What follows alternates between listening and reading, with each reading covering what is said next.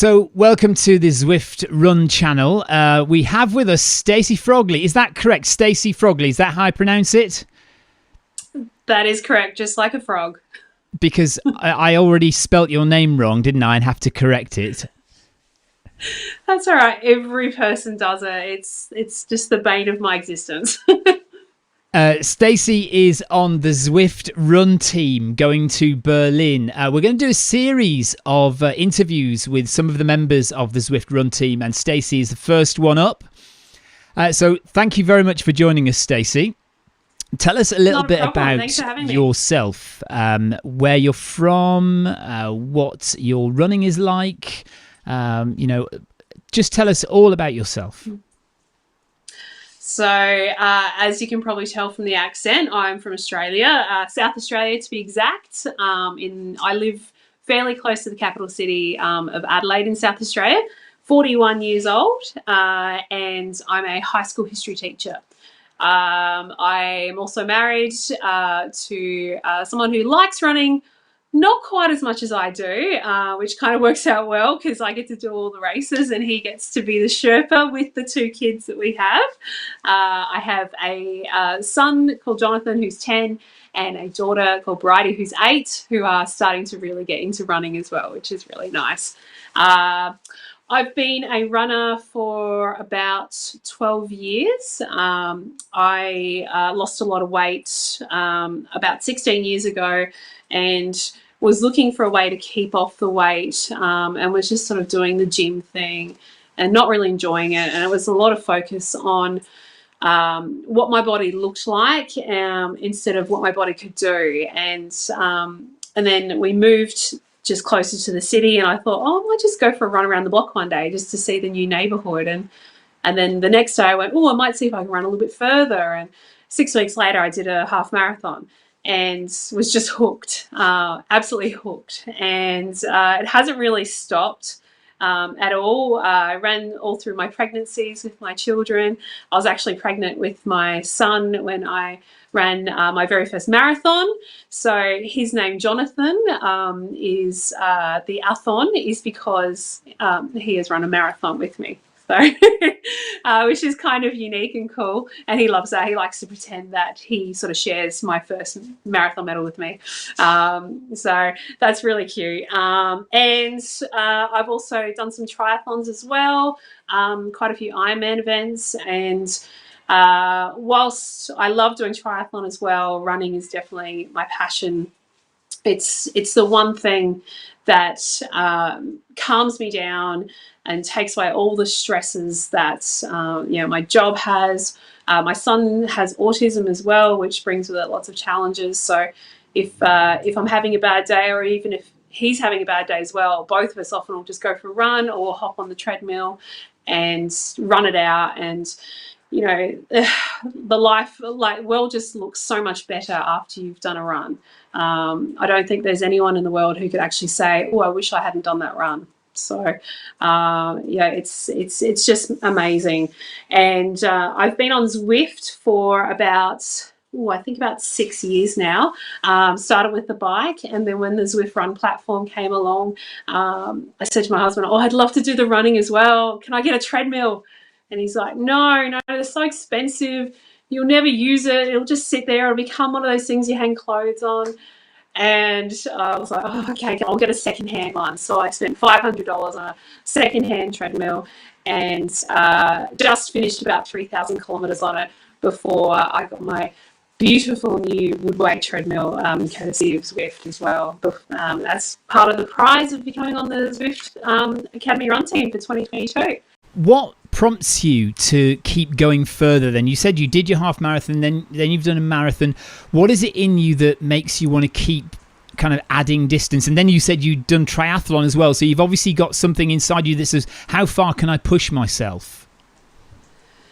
I think a big driving factor is both my parents died quite young due to preventable disease. And my mum died at the age of 49 due to a rare lung cancer, and my dad died at the age of 54. He had lots of complications due to being morbidly obese.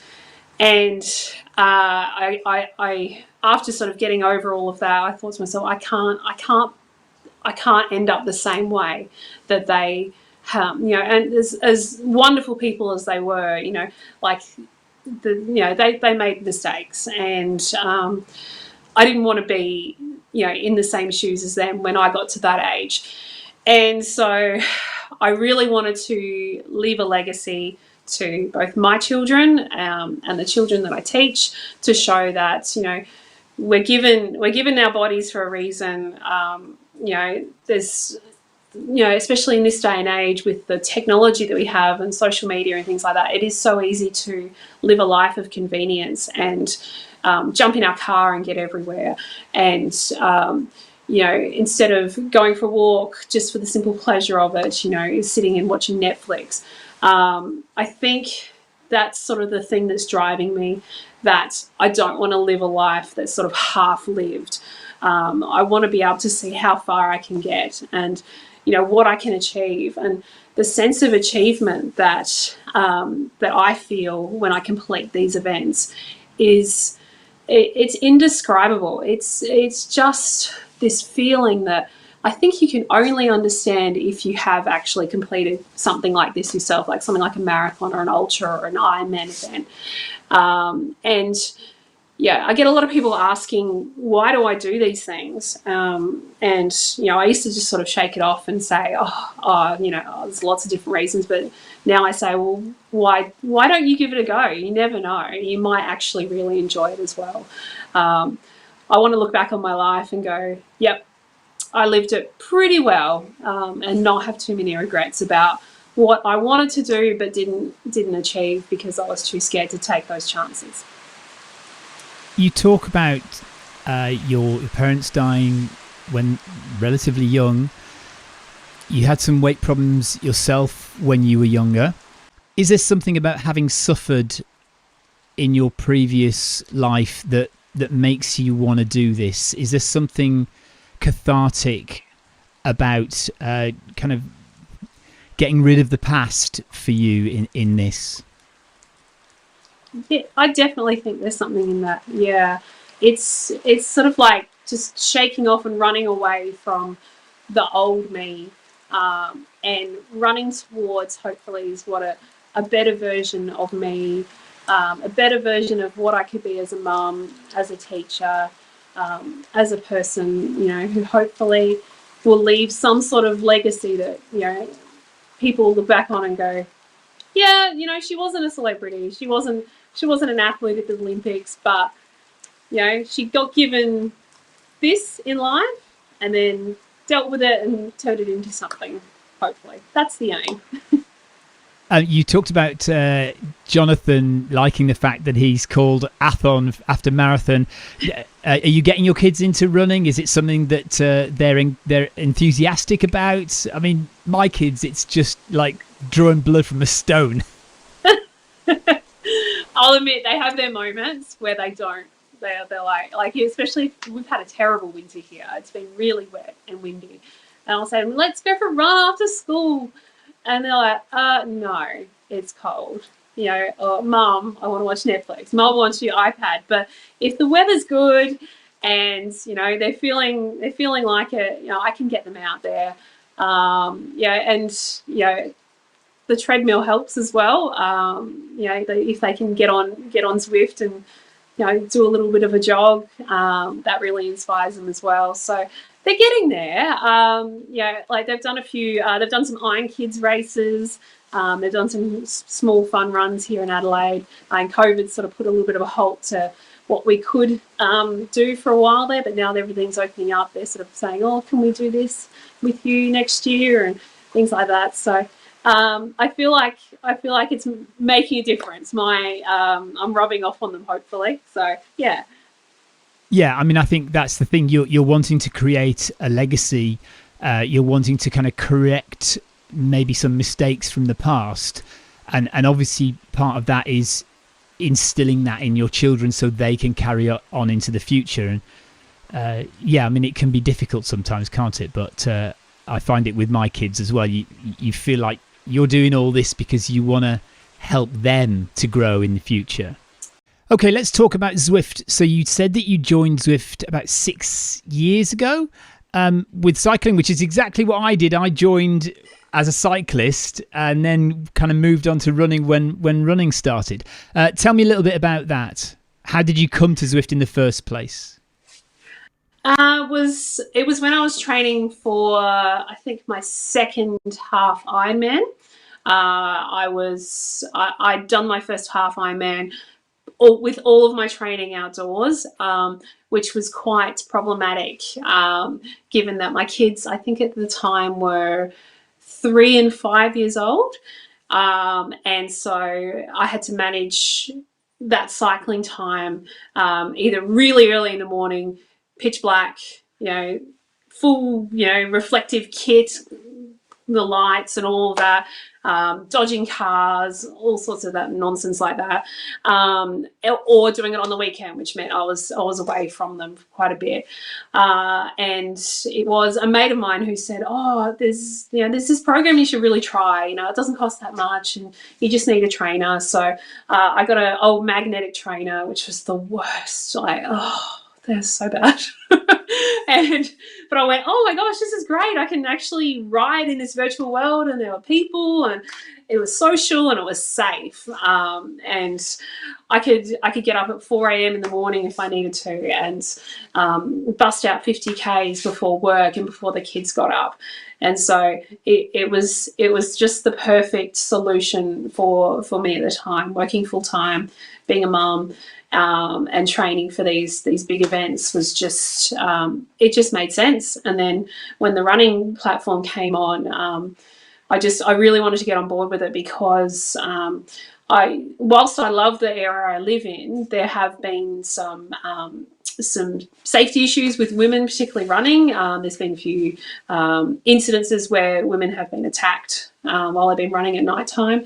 So, my husband was very adamant, don't go running at night on your own. And we've only got like 2 tiny little dogs that would not protect me if I took them running. So it just seemed like the perfect solution when the Zwift running platform came on as well. So, it's just, I don't think I've paused or cancelled my subscription once in the whole time I've had Zwift. It's just a constant in my life. Of course, your husband didn't suggest that he comes running with you at night to protect you, did he? Well, he's got to stay home and look after the children. Although they're getting older now, so there'll come a time where we can actually do that again. But now he keeps saying, "Oh, when can I have a turn on the new Woodway?" Oh, right. What treadmill did you have before? Did you have a treadmill originally, or did you have to buy one to get on Zwift? I did. I've still got it just here. It's all folded up. I'll try and move. It's all folded up. It's this pink thing, which is wow. It was called a Cardio Tech, which is, I think, an Australian brand. It was okay. It for $500 it worked, and I got a $40 foot pod, which did crazy things. Like you'd be running at 10 Ks an hour, and it'd be saying you'd be doing 14 Ks an hour, and then it would say you're doing 6 Ks an hour. But it did the trick, and it squealed when I ran. The belt would slip, so I had some spray lubricant with me. Nearly every time I ran, I'd lift up the belt and spray under it. But it served its purpose. So when I got the Woodway just 6 days ago now, it's like going from driving a 40-year-old car to driving a Lamborghini. That's the difference.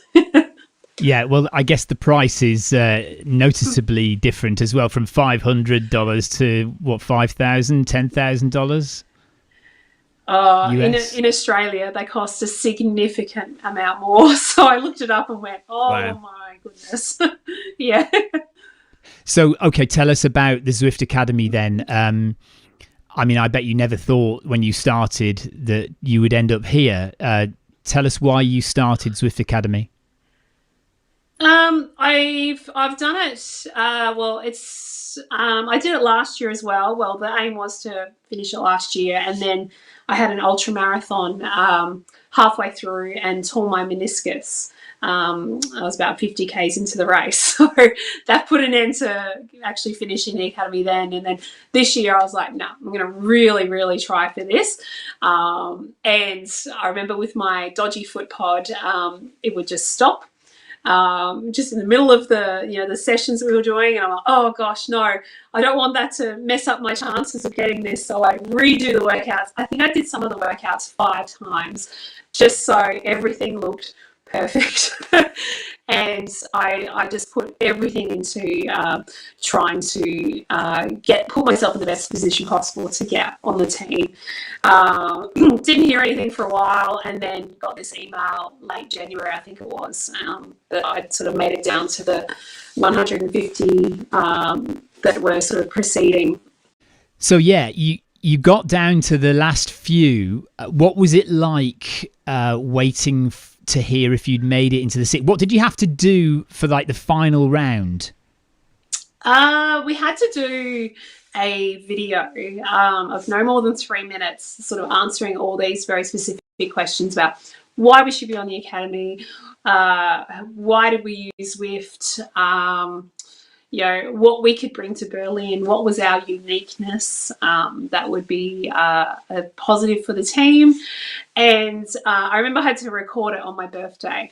So I said it was my birthday in German, so because I can speak a little bit of German. I don't know, that might have been it. They might have just thought that was a bit cool. So I figured it couldn't hurt. And I saw it as a good omen that it was on my birthday that I recorded it, and it was. And then I had a meeting with just a couple of the team at Zwift in Long Beach in California. And they kept their cards very close to their chest. I sort of left that interview on Zoom thinking, oh, I have no idea how that went. And then got an email saying, oh, we're not sure. Look, we have to ask you a few more questions. So we're going to ask Terrence and Jen, who are our coaches, to just ask you a few questions. And I'm like, oh, okay. Oh, geez. And then so we had another Zoom, and the Zoom started off, and it was Yuti from Japan, one of the last year's winners, who was the first person there. And I was like, what is going on here?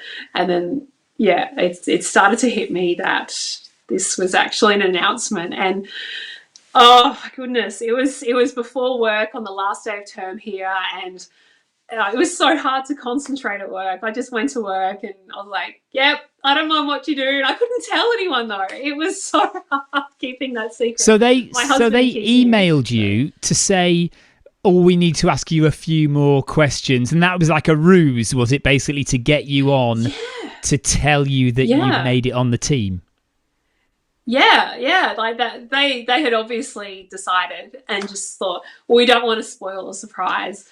We'll just pretend that we just have to ask a few questions. So I was stressed. I got up at 3:00 that morning and did my hair and set up everything. And I was like, oh gosh, I don't know if I can handle this anymore. It's so stressful. But it was all for nothing. It was all they'd already decided. So it was great. Fantastic. So what has happened since then? Tell us a little bit about how the training program has progressed. What has Terrence done? What kind of contact have you had with Zwift HQ? How long did it take for your treadmill and your prizes to arrive? What other stuff have you got as well? Okay. Terrence has been fantastic. He has just been the most on-point coach with where I've been at in terms of my capabilities and being able to juggle everything with work and kids. I've had COVID in the time that I've been training as well, so he's been really good at making me stop initially and saying, this is not going to be the end of the world. You need to stop. You need to just really ease back into it slowly. So he's been excellent at giving me some low heart rate training, which has really helped me get back into it without stressing things too much. And he's fantastic. I talk to him most days, either via WhatsApp or email. With Zwift HQ, obviously we know there's been some restructuring, so we've now got Henry and James on the team, who are just lovely people, and they're really responsive, and they sound so excited about the whole event, which just makes me excited as well. It's just great to have so much enthusiasm and energy coming from Zwift. In terms of what I've gotten, wow. Where do I start? Got this beautiful Garmin here. It's the Garmin 955. It is. I had a Phoenix or Phoenix. I don't know. I've never known how to pronounce that. I think it is pronounced Phoenix. I think that's what their intention is. But I know exactly the same as you. I have had Phoenix watches since number 3, I think.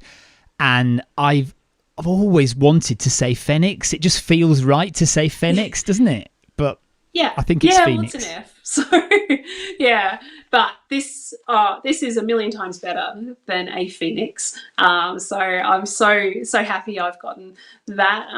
I've gotten a new heart rate strap to wear with that when I'm on the treadmill. And about 3 weeks ago, I came home to 4 huge boxes from Adidas. And I've got some of the Adidas stuff on now. Just in probably about 5 entire running wardrobes, in terms of the jackets, tops, shorts, tights, crop tops, socks, and 5 pairs of shoes, including the Adios Pro, which are just, I've never run into anything like that, and I wish I had earlier. They are just fantastic. That must have been awesome, actually. Oh, it was great. We've got some gooders coming too. The sunglasses. The sunglasses. Yeah. Yeah, they're my favourites. I was so excited when I saw that they were coming on board as a sponsor, because I've got about 16 pairs, I think. Yeah, don't judge. Blimey. Okay, listen, tell me how your training has gone. Where are you now, and what's your goal for Berlin, and how close are you to being ready to get that goal? The initial goal was to get a Boston qualifying time for Berlin, which for me and my age group would have been 3 hours 40.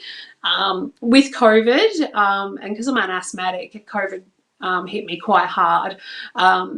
Terrence and I have decided that's probably not in reach anymore, which is okay. I've come to terms with that as well, given that the due date for Boston qualifying has actually been moved back just before for the Berlin Marathon, sadly. So it kind of worked out to be just sort of, just wasn't meant to be this year. So my PB in the marathon is 3:59, so I'd love to get 3:55. And given that it's such a fast, flat course, I'm hoping I can get there. I really do. I've got a half marathon in Adelaide this Sunday, so that'll be a good test to see where I'm at. But at the end of the day, it's going to be Berlin. It's Germany. It's literally the other side of the world for me to run an international race. With the absolute marathon greats as well, running at the same time. A much faster time, but running the same time. It is, I can't help but, no matter what the outcome is, I'm not going to be disappointed. I'm actually just going to be so thrilled to be there. Yeah, I think that's the thing, isn't it? Whatever time you're going for, whether you are going to achieve it or not, how confident you are about that time or that goal, actually just the experience, I guess, is the important thing. Yeah, it's such a huge opportunity. I've never raced overseas at all, and especially post-COVID, to be able to get this opportunity is just it's once in a lifetime, and I'm just so happy to be a part of it. Stacy, thank you so much for joining me. Hopefully, I will see you out in Berlin, and good luck for the race. Thank you. And we'll see you out in Berlin. Take care. Thanks for joining us, Stacy. Bye bye. Thanks, Stephen.